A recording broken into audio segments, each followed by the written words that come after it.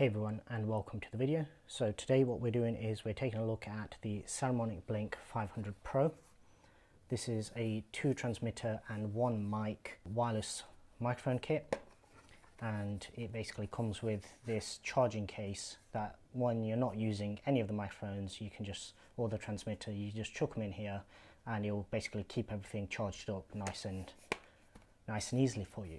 The case itself is USB-C, whilst the individual transmitters are actually micro USB. So you might just be able to see that there. Now, those of you who have been following the channel for quite a while will know that my usual piece of kit for audio is the Rode Wireless Go. This is something I actually purchased alongside the original Blink500, not the Pro. The Pro is obviously the new version that's come out recently. The original one, which was the Blink500, didn't have the screen, and it basically had some things that were slightly different about them. And that's basically why I ordered this particular kit, just to take a look to see whether they'd actually rectified the complaints I had with the original one.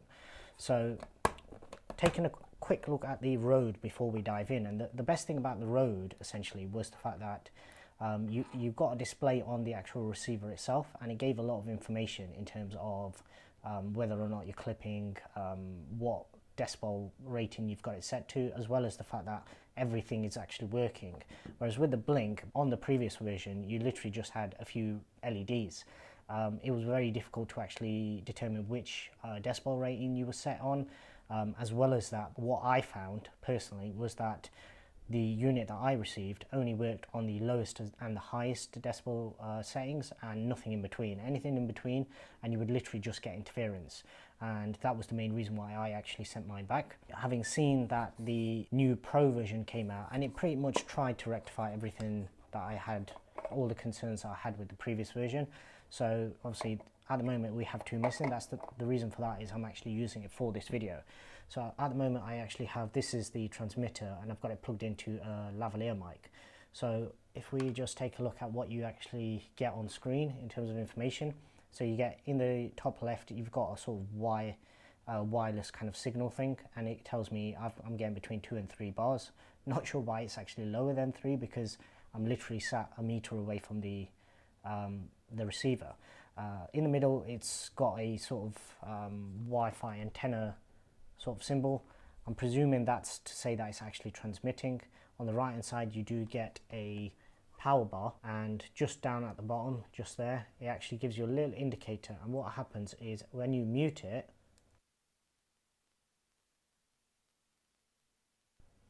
it'll actually put a little line through, just showing that basically you are muted. So you can see this on both the transmitter as well as the receiver. And then just below, just next to that, sorry, it actually gives you your rating, essentially what decibel rating you've got it set to. Now, because I'm indoors and it's not too loud in here, generally what I found is I can keep it on 5 of 6, and that allows me to just talk at a normal tone. If I do get excited during the video, as I tend to do where I start rambling, what I can find is it can sometimes clip, but on 5 of 6 it's not too bad. That was one of the biggest issues that I actually found with the Rode system, the fact that everything about them worked perfectly. The one thing that I will still say about the Rode is it's very reliable. So if I'm ever in the situation where I absolutely 100% need confidence in the fact that everything is going to be captured first time, then I'll still use the Rode whilst I'm testing this Blink system out. The downside of the Rode mainly was the fact that the dead cats that it came with were completely useless. They wouldn't stay in at all. They'd literally just fall out. And the second thing was that it only had 3 real settings. So you had your lowest, your middle, and your highest.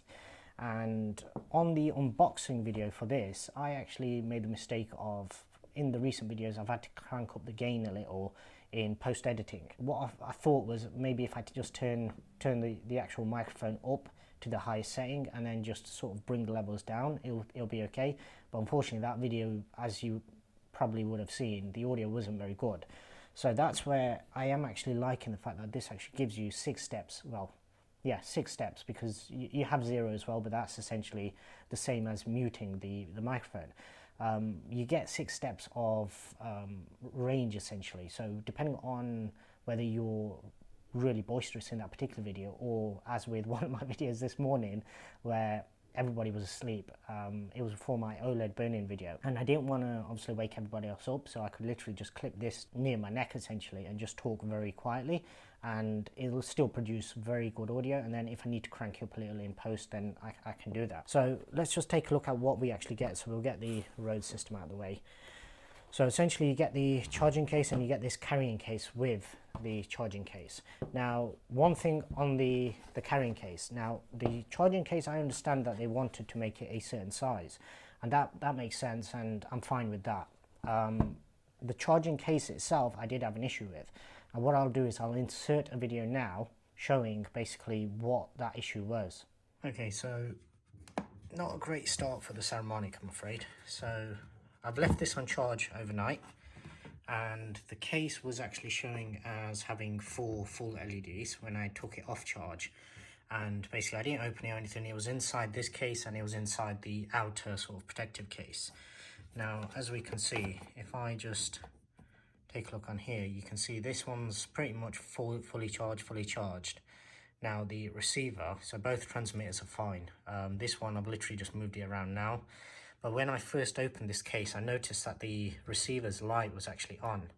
So if I take this one off, for example, and I go to turn it on, hold it for 3 seconds, and it powers up. Let's do the same for this one. Hold it for 3 seconds, and it powers up. Now, if I take the receiver and do the same, 1, 2, 3, now it's finally powered up. But if you look on the battery indicator there, it's almost empty. And one thing that I did notice, if I just turn this off again, even though I do need to actually film a video right now, when you drop it on, I'm not sure if this will actually pick up on, but you can just see it flickering. Now, all of them have a sort of flickering because obviously the refresh rate of the screen will be slightly different to the actual recording that I'm making. But one thing that I did notice was this one seemed to be flickering differently to these ones.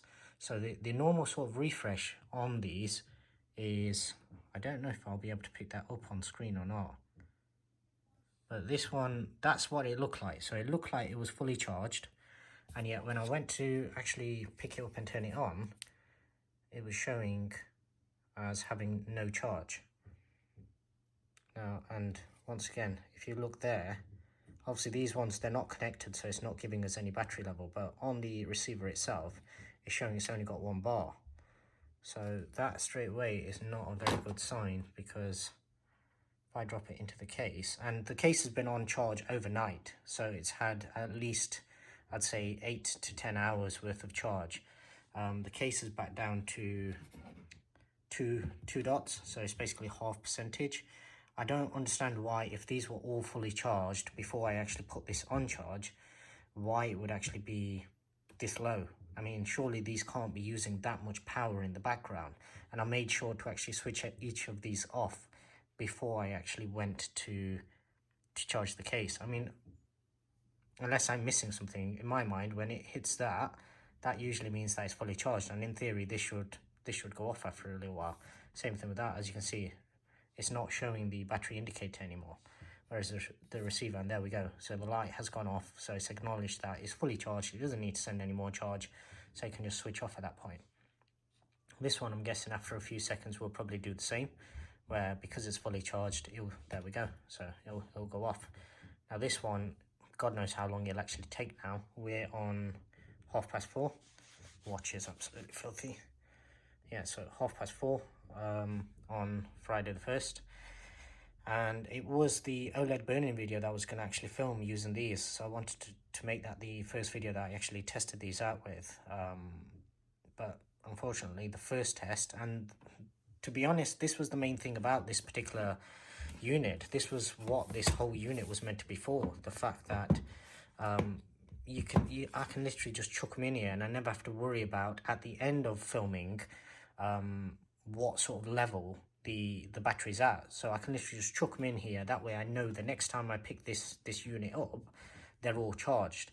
and this straight away has basically failed. Now I don't know how careful I was in terms of making sure this was fully clicked, because that's one thing that I did notice straight away, where it doesn't seem to click in fully. There is a sort of, so you can have it at that kind of level where it's not fully clicked in, and then you can have it where it's fully clicked. So it may have been an oversight on my part. I might not have actually clicked it in properly. And the other thing is, I don't know whether when this is closed it's actually still charging or not. I would hope it would be, but given obviously what's happened overnight, I don't know that that is definitely the case. But what I'll do is I'll go chuck this back on charge now, just kill these lights, and hopefully we'll pick this up in a couple of hours time, and hopefully everything will be working fine. Now that issue aside, in terms of everything else with the case, there's a few little things that I've noticed. So obviously on here you have these little sort of copper clips, and they're little pins, and they basically push in as you drop the microphone on. Now each one of the transmitters actually has this sort of little bump. I'm not sure if you'll be able to actually see that on camera, but it's got a little sort of pattern in there. And if you just look inside the actual charging case, you'll notice it also has that same sort of divot. And the idea is that the transmitters won't actually seat properly in the receiver part. So essentially, whenever it comes to pairing, I'm guessing this is for pairing, your receiver will always end up there, because whilst the receiver will fit there, the transmitters will fit there, the receiver won't fit there and actually sit flush. Now the issue I had was basically when I dropped everything into the case the first time and I charged it overnight, and I wanted to give it the best chance to actually perform well, I found that basically the receiver didn't charge at all. The receiver was basically on the same sort of level as it was when I originally took it out of the packaging. Now what I had to do was basically charge it again. That still didn't work, and then eventually I literally just plugged it in using the micro USB cable. I charged it probably roughly to around, I'd say probably three bars. I can't remember exactly how many bars there are on here. So there's 3 bars, and I believe I charged it to 2 bars, and then after that I put it back in the case. Another thing that I did was I just also pushed down all these pins to make sure that basically none of them was sticking. That was preventing all 4 of the pins actually touching the connectors on the back, and also just gave the transmitter a quick wipe down, the receiver pins a quick wipe down as well. Since then I've not used them massively, so obviously these on a full charge are supposed to give you 10 hours worth of charge, so I've probably only used it for, I'd say in total probably about an hour to 2 hours. So in theory it could be that it still may not be charging. But what I did notice was when it wasn't charging, what happens is when you drop any of these in, when you first put it in, it'll actually check, it'll do a test to see whether they are charging or not. And what happens is the charging indication comes on, the light comes on for a little while, and then what you'll notice is the light will actually go off after a little while. Now on the receiver the light wasn't going off, and it just kept charging. What I also noticed was that the indicator on the screen itself was slightly different as well. So I'm not sure what the issue was, but hopefully I won't have that issue again. But charging issue aside, obviously it's a big issue, but that issue aside, everything else so far has been very good. So what I did find was the cable that comes in the kit. So obviously you do get a lot of stuff in the kit with Saramonic, as mentioned in the unboxing, where you get a dead cat, which it's not brilliant. I would have still preferred the one where it actually plugs into the mic jack and covers the microphone that way. But from tests that people have actually shown since, it seems reasonable. It's not brilliant, but it's not terrible either. And you do get another pack, as I say. If you want to take a look at in terms of exactly what you get in the kit, I'll link you to the actual unboxing video and you can take a look at that there. But yeah, in terms of functionality, how they've performed since then, the one caveat that I'll add is that I had to actually use the cable that came as part of the kit, the TRS to TRRS. The reason for that was originally what I was doing was I was using the Rode cable, and this cable for some reason works fine on the lowest and the high settings, so I'm not sure whether this was the actual fault. the original time when I actually tried the Blink 500. But I believe at that time I did actually have two cables, and I did try the one that came with the kit, because that's the thing, Saramonic always give you all the cables that you need in the kit. So what I did was I swapped out the cables, so I still use the lightning to headphone jack from the iPhone itself, but then I used the Saramonic cable to actually plug into the receiver, and since then it's been perfectly fine. I've not had any instances where it's not recorded audio, and I've also done some sample videos. What I'll do is for all the sample test videos, I'll put them at the end of this video, but I'll also put them in a separate video just in case somebody wants to just watch them on their own rather than having to watch all of this video. In terms of pricing, the Rode Wireless Go in the UK, I believe, will cost you around £180 without this cable and without any microphones. It comes with the dead cat, and this small little carrying pouch. Now the pouch is big enough literally just for, if I just pop these in, so this is how I essentially have to put my kit away at the end of each session. So it's got enough room in there, as you can see, to actually just fold everything away and not be too bulky. But obviously this is a fabric, so even if it was slightly chunkier, because it's velcroed, it will still hold. It won't be bulging out or anything. Now the problem I have with this carrying case, and just before we actually go any further, the case, the lid itself is not great. So the one thing that little bit of advice is make sure you're actually getting a click, because a lot of times it won't actually fully shut. And I don't know whether that could also mean that they're moving around and hence why they're not charging. When I was charging this, by the way, I did have it completely flat, and it was obviously plugged in, so I had it completely flat. The one thing issue I have with this case is the fact that I believe, so this is the Blink500 Pro B2. B2 simply means that I get two transmitters and one receiver. You can also buy a B1 kit, which basically comes with a smaller box, and it basically only has one transmitter and one receiver. So essentially it's like that big. It's about that size. Now what I'm guessing is when Saramonic actually made this, they've obviously got the original one, which is about that big, and they've put it in there, and they've thought, oh yeah, we've got loads of room left over on this side, so we can just put all our microphones, dead cats, cables, everything like that straight in there. Now the problem with this particular kit is obviously it's only just big enough for the actual case itself now. And the problem that gives you is the fact that once you've finished, and what I tend to do is I don't like to separate the lightning and the TRRS cable. Obviously with this particular kit, as you can see from my Rode, I actually leave it plugged straight into the receiver itself. And the main reason I do that is because when I pick it up in the morning or whenever I'm going to actually make a video, all I have to do is remember to literally just plug in the lightning port. I don't need to worry about what's on the transmitter side. With this, what I essentially have to do is flip over the receiver, and obviously it's got two inputs, one's for a mic, one's for the headphone jack, so you can actually plug your headphones in and actually listen to the levels if you wanted to be behind the camera. And basically it just means you've got that extra step.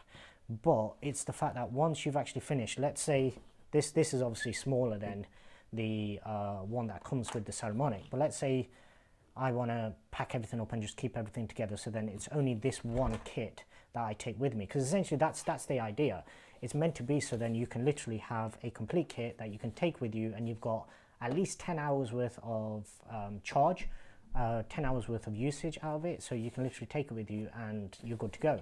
Now the problem is, you may be able to see, you might not, but it's already got some indentations because the cable that comes with the Saramonic kit is slightly bigger than this. So once you actually pop it in there, essentially what you're doing is you're closing it on top of it.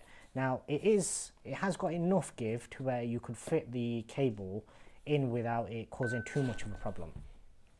And it also, with it being obviously sort of padded, and with this being a sort of cheapish plastic, being completely honest, is probably not going to cause too much damage in terms of scratches or anything to the outside. But say for example I'm expecting to also need a lavalier mic or the dead cats or anything else. If say for example I'm wanting to use the 2 mic setup and I need 2 lavaliers, I need the cable, I need whatever else I need, I've now then got to get another another bag essentially that I can put all of this stuff into so it doesn't get lost, because the original box, as you'll notice, comes with a little, that's what they come in. So this isn't going to last when you're actually out and about using it. If you're in the field and you're actually using these, that's not going to actually last in terms of being a usable product. And this is the sort of surprising thing, where they've done a lot to fix a lot of the issues that we had, or I had, with the Blink500, but they've also then created more issues. I remember watching a video where somebody stated that with technology, with anything in technology, whenever you solve one problem, you create another. And it's almost as though that 100% applies here. So what Saramonic did was they solved so many issues. So now it's very easy. I can see my levels. I can see the battery charge. I can see it on the receiver. I can see it on the transmitter. Everything's really good in that sense. But they've not given, and this is one of the easy things that they could have solved by simply either making this bigger for the B2 kit, or they could have literally just given you another pouch, something like this, that you could have thrown everything into. Now, nitpicking aside, just coming back onto the actual screen and the transmitters themselves. So they're not too hard to get used to in terms of using them and everything, but they're not brilliant either. So one of the most common things that you'd think that you'd want to actually change would be your decibel levels. And it's not brilliant in the way that you actually set it. So at the bottom just there, what I'll do is I'll do a zoomed in video just showing basically what you get in terms of each side. But basically at the bottom you have a set button. Now in order to access the decibels, what you have to do is firstly you have to press the plus and minus, and that'll basically scroll through different modes. And one of the things is when you hit the set button, initially it'll go to the version number. It won't go to the decibel. So if I hit set again, it goes to restore defaults. If I hit it again, it goes to language. If I hit it again, it goes to the mute key, and then backlight, and then import, so mic or line in, and then finally the gain, and then it clicks off. So in order to access the gain, what you actually need to do is hit the minus button, and that then takes you to your mic gain. But you then have to hold the gain, the set button, and then you can make your adjustments to the gain itself. So it's not very intuitive in terms of how you actually get to there. If you think about what people want to do the most, they want to change the gain. That's the primary thing people are going to be using the settings for. You would have thought that they'd either have that adjustment on the plus and minus, or have that where it actually says set. So then as soon as you hit set, the first thing that you're adjusting is your gain level essentially, because the version number doesn't really matter, does it? It doesn't. That's not something that you can be checking every day, whereas your gain level is something that you might need to adjust every day.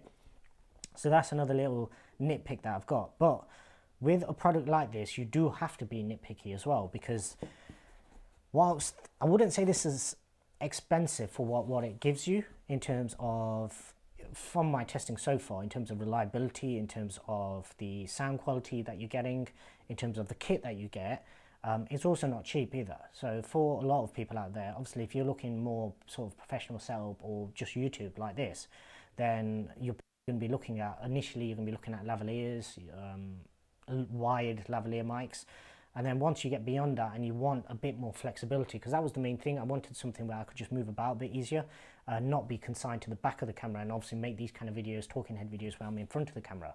And with a wired mic, the only option would have been to basically record it to a secondary phone and then sync it up, but you don't always want to be doing that, because if the sync isn't quite right, then it just throws it out. It makes it harder for you essentially. So with this, it's basically one hit, you record directly into the feed, and it just makes life easier for you. So this whole kit was priced, I believe I paid around 285, something like that, £285, and it wasn't a UK item, so it was sent to me, I believe it came from China. It didn't take too long to come, and it actually arrived faster than it was actually supposed to. But even still, £285, it's not cheap either. When you compare it to the Rode kit and also the previous Blink500 kit. So the previous Blink500 kit was around £220, and I think when you look at value for money, I think compared to the original Blink500, it's actually a much better value for money proposition, because for 60 to 70 pounds extra. I can't remember the exact figure that it cost me, and obviously depending on the time that you watch this video, you might have discounts, you might have sales and things like that, or you might just have an offer where you can pick it up for a lot cheaper. But at the time of filming this and obviously purchasing this, it was roughly around 280, 285, something like that. So there was roughly around 60 to 70 pound difference between the Blink500 and the Blink500 Pro kit that I've got now. Now the original one I wouldn't have kept for several reasons. Obviously the fact that it didn't have the screen, it made it way too impractical for me. The second reason was obviously one of the biggest draws for me for this particular kit was when I actually saw the charging case. And one of the slight pains of the Rode system is when you have to go to charge it. At the moment I have a setup upstairs, my charging station essentially, where I have a load of small LED lights from Ulanzi, and all of those charge via USB-C. And what I do is whenever I've used so many of them for basically B-roll, beauty shots, all that kind of stuff, I have to charge them. As soon as I get down to about maybe one quarter battery, I'll charge them back up again. Now with them both being USB-C, essentially I was just using that same rig. So I was just hooking everything up to that same rig, but it meant that I had to charge everything 2 lots. So obviously both of these had to be charged separately. With this, what it does do is it makes it a lot easier. So I can charge the case and I can charge all 3 essentially, the 2 transmitters and the receiver, but I can also obviously charge something else at the same time without having to add extra cables.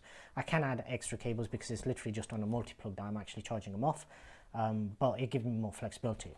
Now the other thing is obviously the fact that you get a charging case, and the fact that with this particular kit, for 280 you're getting 2 transmitters. And for me personally, whilst I've purchased this primarily for YouTube, it's not the only thing that I wanted it for. I make a lot of videos of basically my daughter just making fun videos around the house, talking, things like that. What generally most of those home videos we find is the main subject is not loud enough, and me behind the camera is always way too loud. So what this will do is it'll give me the ability where if I really wanted to, I could literally just give her one of these mics, just put it on her clothing somewhere, and then she can literally walk around freely. Her voice will be crystal clear, and then what I can do is obviously put one of these on as well, and I can separate obviously the mic gain levels, so I can be a bit quieter, she can be a bit louder. With the Saramonic kit, what you can also do is obviously split your channels, so each one captures, I believe, stereo sound, rather than being in a mono soundtrack. So essentially you can separate each transmitter's signal, so then if you wanted to cut out certain sections just off one mic, you can do that. My thoughts on this kit is, does this kit replace the Rode? That's essentially the main question of this video and any of these kind of videos essentially. And I'd say at this point, yes it does. And for anybody out there that's maybe not got both and is looking to purchase just one, what I would say to you is, if you don't require the flexibility of having 2 transmitters, so that's the first thing, and you don't have the need to charge either on the go or you have easy access to charging, then I would always recommend the Rode, for the simple reason that the starting price is cheaper. And but having said that, bear in mind that you can buy this kit with 2 transmitters. I'm not sure on the price, but I do believe it's a lot less. It's closer to the Rode. I don't think it's as cheap as the Rode, but it's closer. Now with the Rode, you do get very good sound, but you only get 3 levels. With this, obviously you're getting the 6 levels, and that was the same on the Saramonic Blink500 as well. It's just obviously the idea of using the rings on the LED. So on the Saramonics, just the normal 500s, you literally just had a power button on the top and you had a ring of LEDs around it, and depending on how many of those are lit up, that basically gave you indication in terms of how loud you had it, which if you were to just glance at it, I can tell you straight away this is 5 of 6. With that, you won't have a clue. You'd literally have to cycle through it in order to, and count as you're going, in order to know basically what setting you are on. So for everybody else, so if you need 2 transmitters, or if you think you're ever going to need 2 transmitters for an interview sort of scenario, or just generally for being able to record 2 people just for fun, if you think you basically going to need any additional items, such as the TRRS cable, basically this. So this was, I believe it was about £8 or £9 from Rode, that you have to buy separately. If you need lavalier mics, you do get a dead cat with it, but you don't get any lavalier mics. And with this kit, you basically get 2 lavaliers, you get 2 dead cats, you get everything that you would need.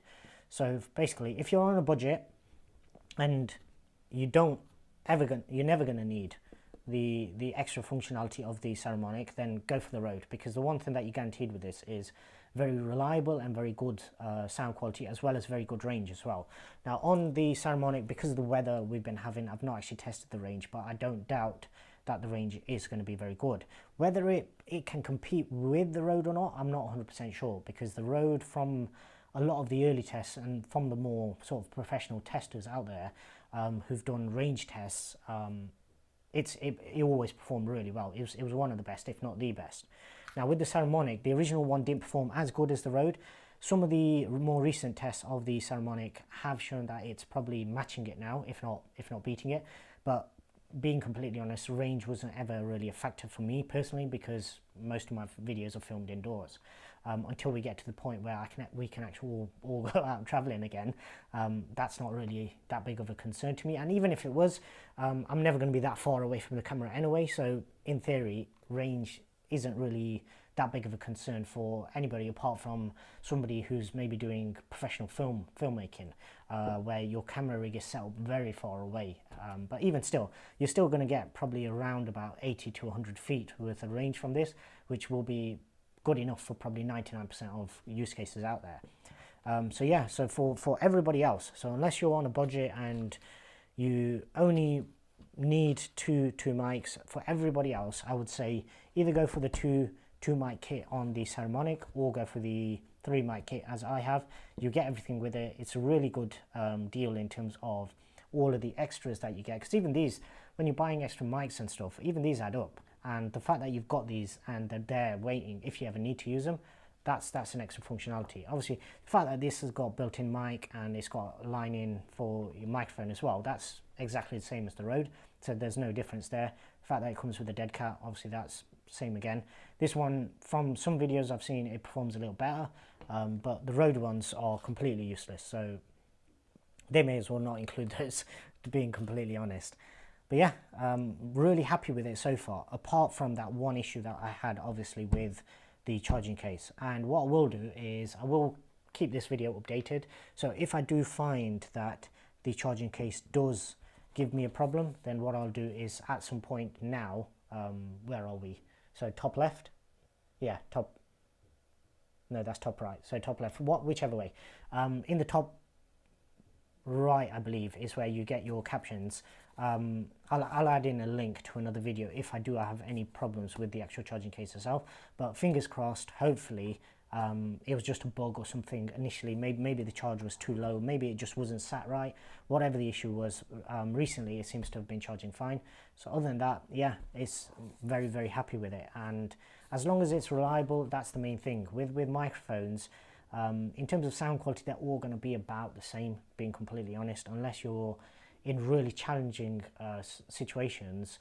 Most of these microphones are going to perform very, very evenly, and you're not really going to notice the difference between the sound quality on that and that. As I said, I will do some sample tests that I'll put in at the end of this video, as well as in a separate video if you just want to click onto that individually and just listen through basically what it sounds like. But yeah, very, very happy with the Saramonic Blink 500 Pro, and yeah, thumbs up, highly recommended.